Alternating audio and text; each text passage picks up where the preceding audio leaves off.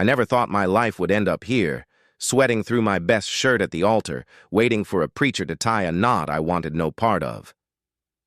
My father's boots echoed against the church floor behind me, steady and cold as a gallows drum.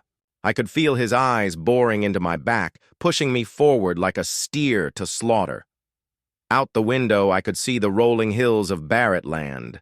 Land I'd break my own back to save, even if it meant marrying a stranger. Especially if it meant that Magnolia Voss. The name sounded like something soft and sweet, but the woman walking down the aisle looked nothing like the storybook brides I used to dream of as a boy.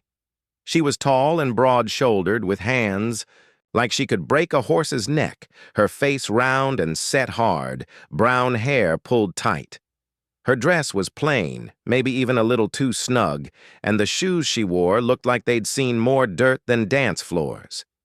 My first thought, ugly as it was how the town would talk. How they'd whisper about the deal between the Barretts and the Vosses. How desperate Royce must be to take a wife like that.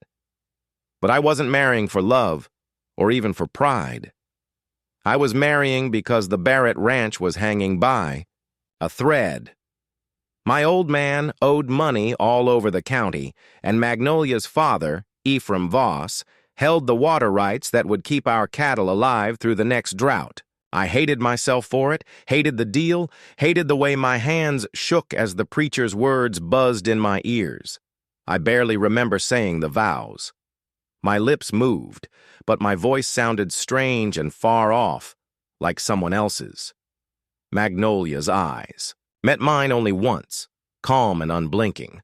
I didn't see warmth or hope, just a clear-eyed acceptance, maybe even pity. The townsfolk watched, all of them packed in tight, smelling blood in the water. Not a soul clapped when the preacher said, "Man and wife." The only sound was the wind scraping against the church walls. I took Magnolia's hand. Hers was warm, rough, strong as a workman's grip. My skin crawled at the contact, but I held on, jaw locked, refusing to flinch in front of my father. Cyrus Waywright Barrett. He'd raised me to be proud, to stand tall, but it was his failings that brought me here. Our debts, our desperation, we walked out together. The crowd parted like we carried a sickness. I could hear the mutters, the soft snickers. Magnolia's shoulders never dipped. She walked steady, head up, not caring what they thought. I envied her, for that moment. But inside, all I felt was numbness and shame. We climbed into the wagon, leaving the church behind. My father tipped his hat, eyes cold as a stone. The ride to the ranch stretched ahead of us, silent, awkward, heavy with all the things we didn't say. Magnolia sat beside me, back straight, hands folded in her lap. I stole glances at her. She didn't meet my gaze, didn't speak. In that silence, I felt the weight of every mistake, every hope that had led me here. My life wasn't my own anymore. It belonged to the land, to the debt, to this woman I barely knew. The wheels groaned under us as the wagon rolled away from the church, leaving the whispers and stares behind, but not the shame that clung to me like dust. Magnolia sat to my right, silent, her hands resting atop a battered leather valise, fingers steepled as if in prayer. I could hear my own breathing, the creak of the harness, and the distant caw of crows, all louder than the words I couldn't muster. For the first mile, I tried to will myself into speaking, to say something decent, maybe even kind, but the words shriveled before they reached my lips. Instead, I let the silence hang, thinking about how my whole world had changed in less than an hour. I thought I knew what kind of woman Magnolia Voss was, a plain, sturdy thing, probably grateful for a roof and a name. But the way she held herself, not haughty but assured, unsettled me. She didn't act like a woman sold into marriage.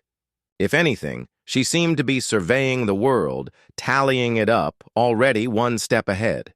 It was Magnolia who broke the silence. "You left your hat at the saloon last night.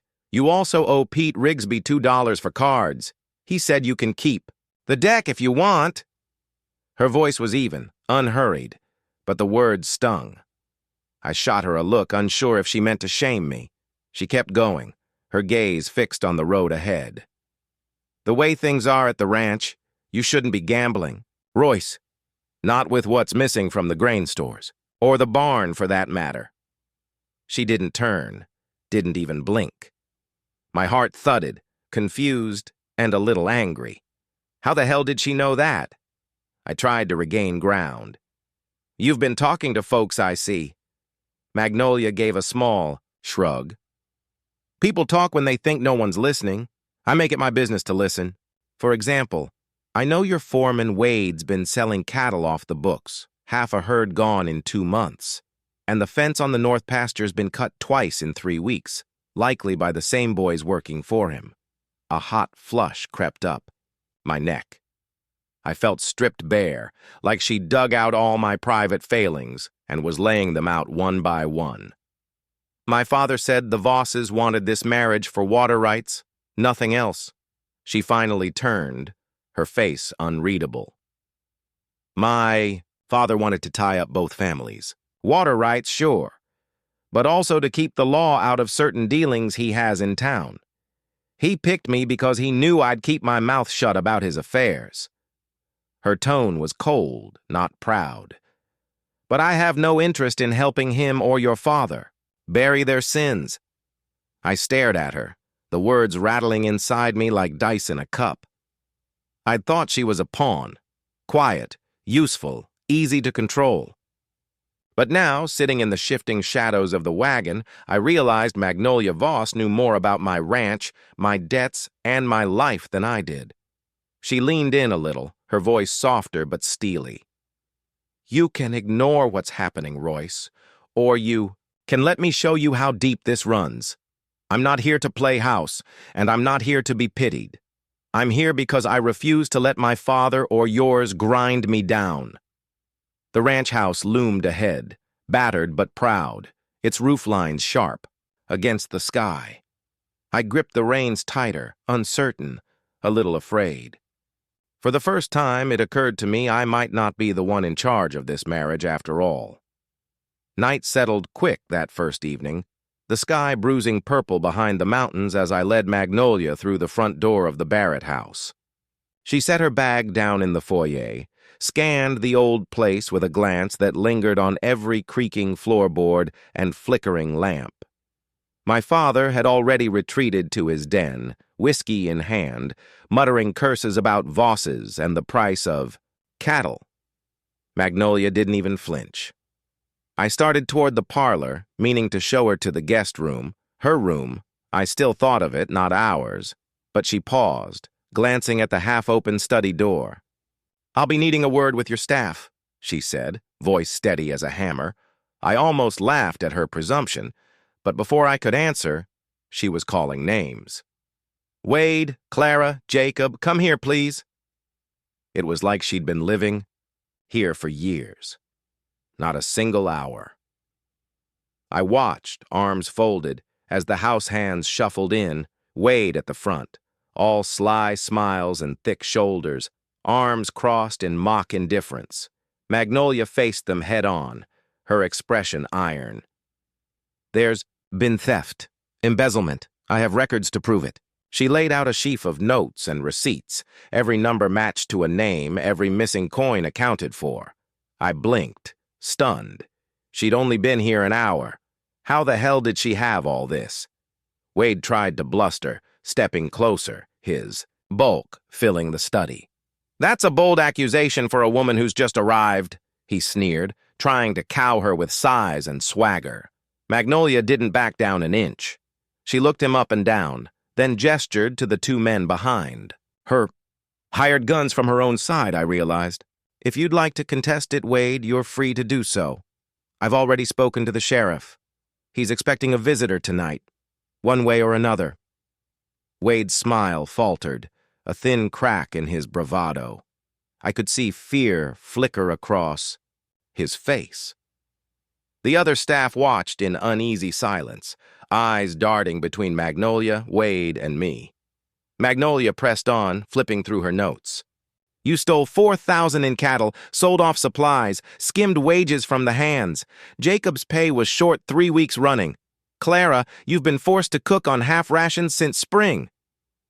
The details were precise, painfully so. Even I hadn't known just how bad things had gotten. Wade's bravado snapped. "You can't prove nothing," he spat, but his voice wavered. The two men behind Magnolia stepped forward, hands on holsters. She nodded, calm. "Wade, you're fired.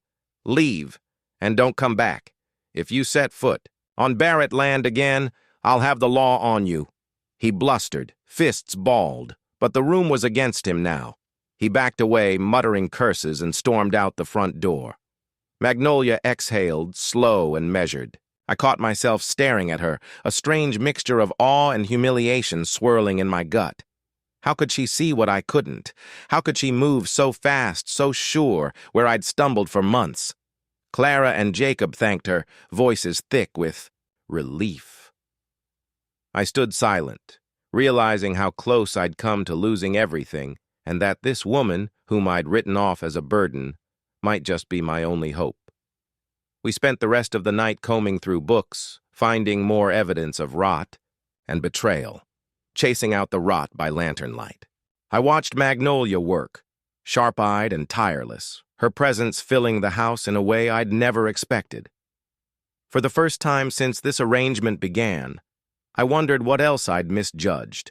About the ranch, about my father, about myself.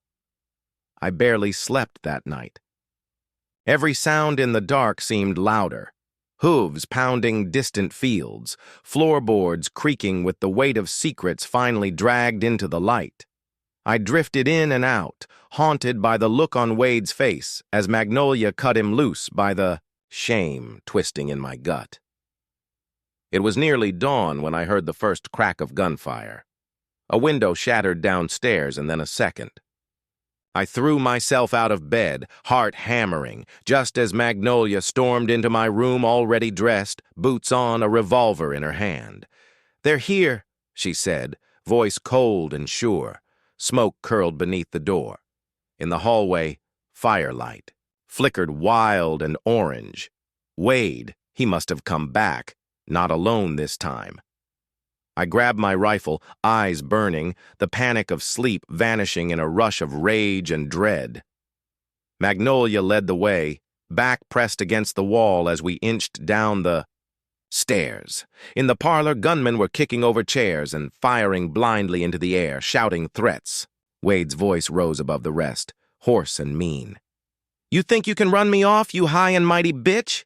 This land's as good as mine." Bullets whined past us as we ducked behind the old piano. Magnolia was already scanning the room, counting heads, lips moving in silent calculation. She squeezed off a shot. One of Wade's men toppled with a scream. I barely recognized myself as I fired back, my body moving before my mind could catch up. Smoke thickened. Someone set a lantern rolling across the floor. Flames licked up the curtains, then the walls. Magnolia cursed, grabbed my sleeve. "We can't hold here! This way!" She yanked me through the kitchen, past Clara and Jacob, who were crouched. Behind the stove, eyes wide with terror. "Through the cellar!" Magnolia hissed. I realized then she must have scouted the house her first night. She moved like she'd known it all her life. We stumbled down the rickety steps, coughing as smoke poured after us. Somewhere above, my father bellowed curses, gun in hand, trying to make a last stand. Below, Magnolia shoved aside sacks of grain, revealing a trap door I'd never even noticed. "Your father built this for whiskey runs during Prohibition. Guess it's good for more than hiding secrets." We crawled through the tunnel, dirt crumbling into our hair. The fires roar above us like some beast closing in.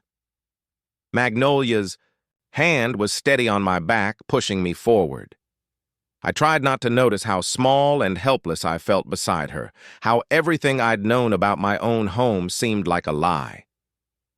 We emerged in the tool shed behind the barn, choking on clean air. Shots still cracked from the main house. Flames gnawed the roof, sending up showers of sparks into the dawn. Magnolia's 2 hired men stumbled out after us, one wounded in the arm, face streaked with blood and soot. I looked back, the house I'd grown up in turning to ash, the sky glowing red with loss. For a moment, I wanted to crumple right there. Magnolia didn't let me. She gripped my shoulder, voice low and fierce. "We're not done. There's someone on the inside. Wade knew too much. We have to find out who's betrayed us, or none of this matters." I nodded, throat raw, the taste of smoke and failure thick on my tongue.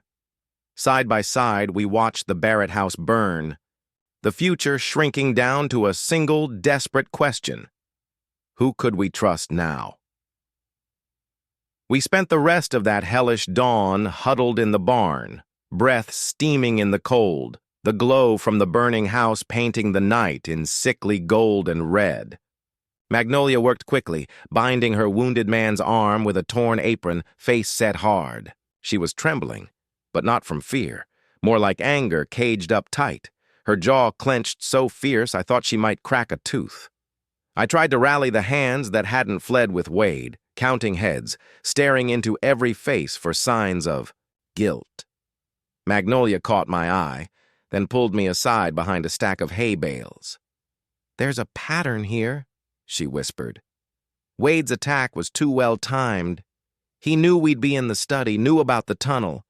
There's a leak inside." The thought turned my insides to ice. "Who?" I rasped, desperate. "Clara? Jacob?" I wanted to deny it.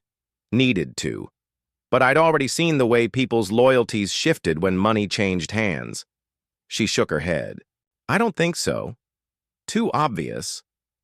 She pressed a bundle of papers into my hand.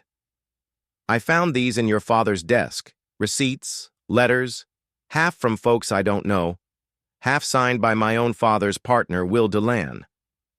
My heart stuttered.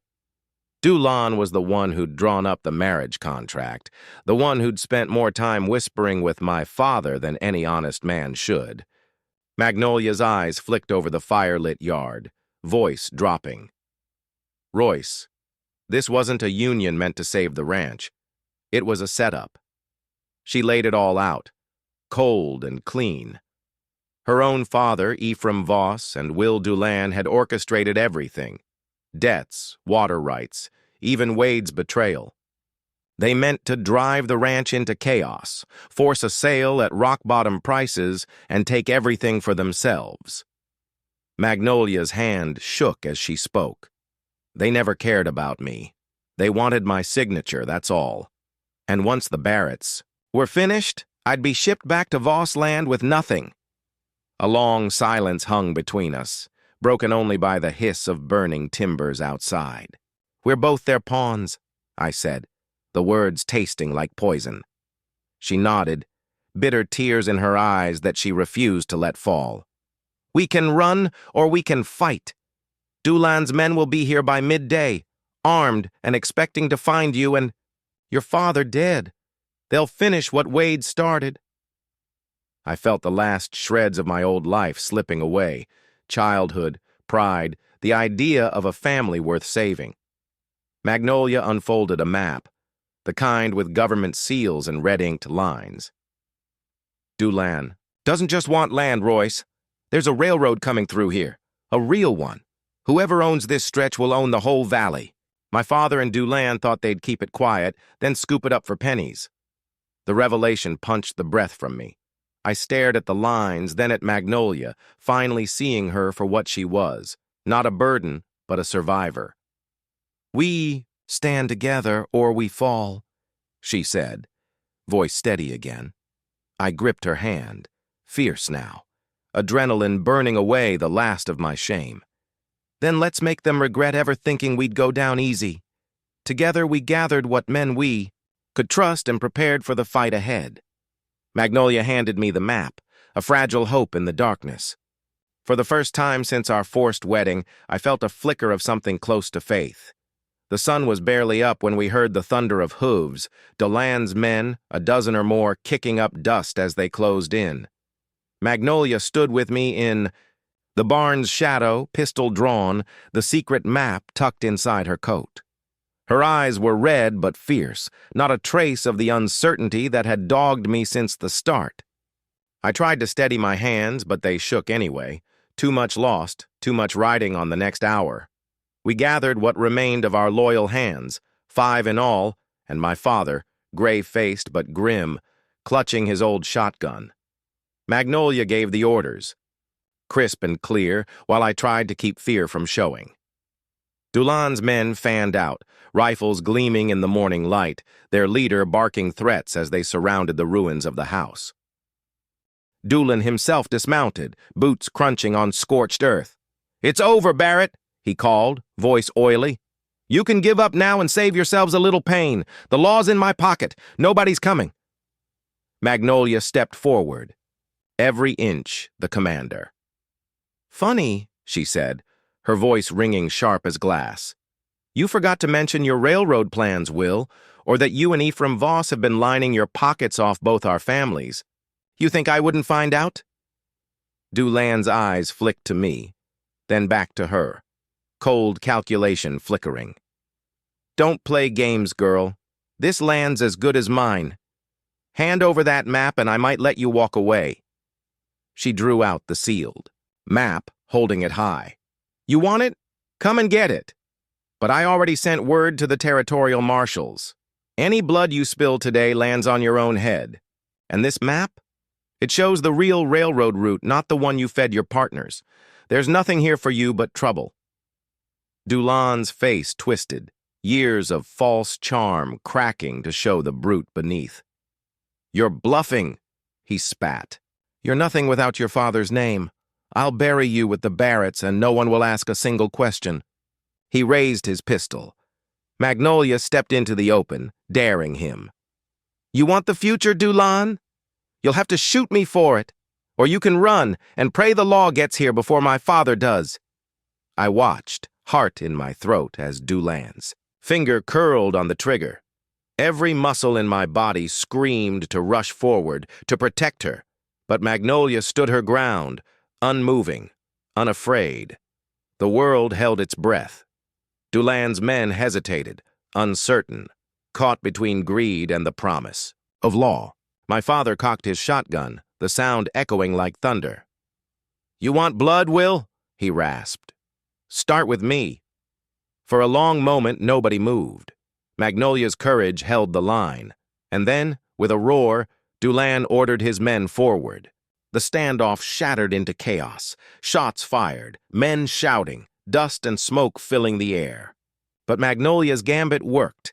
In the confusion, I shoved her behind the hay bales, the map clutched tight in my fist. All around us, battle raged.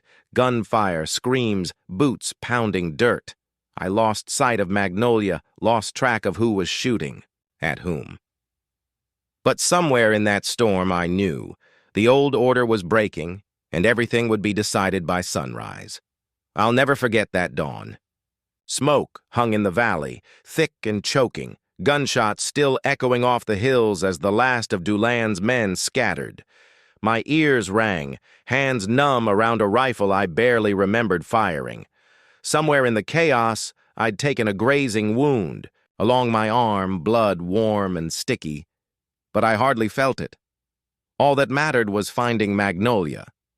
I spotted her near the edge of the barn, crouched behind a fallen beam, hair wild and cheeks streaked with ash. She was reloading, calm as anything, firing precise shots at any man who dared push closer. The barn doors crashed open. Doulan himself, gun in hand, murder in his eyes. I shouted her name. She didn't flinch. Doulan aimed, but Magnolia's pistol barked first, catching him across the shoulder and spinning him to the dirt. He roared, scrambled up and lunged for her, rage twisting his face into something animal. I charged, catching him with a flying tackle that sent us both sprawling. We grappled in the mud and ashes, his fingers closing around my throat, my vision tunneling to black.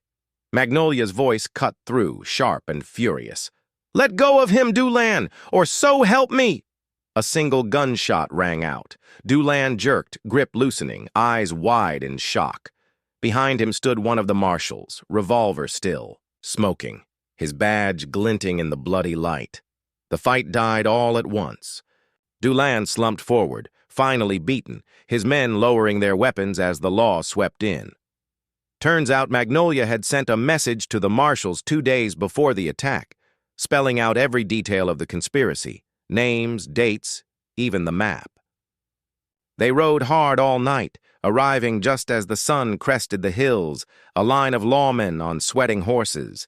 The marshals took charge, rounding up Dulane's men, reading out warrants, putting an end to years of silent threats and dirty deals. I found my father slumped by the fence, shaken, but alive. Jacob and Clara emerged from hiding, faces drawn but unhurt. The ranch hands gathered around, stunned and battered, but somehow whole. As the marshals led Dulane away in irons, Magnolia and I stood side by side in the ruins of our home.